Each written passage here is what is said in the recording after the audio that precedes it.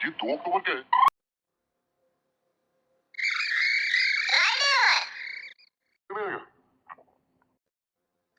किसका बापू? बापू बोले तो महात्मा गांधी। उसके बारे में भाई जास्ती नहीं मालूम है। बॉडी बड़ी था नहीं उसका, लेकिन डेयरिंग बहुत था। भाई अंग्रेजों की वाट लगा दी।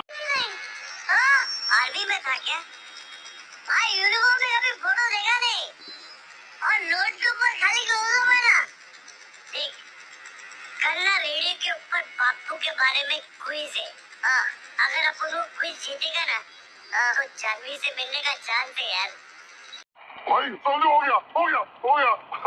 ये सब की हाँ भाई, शर्ट कौन सा पहनूं यार? शर्ट का टेंशन नहीं लेना, रेडियो में शर्ट दिखता ही नहीं है।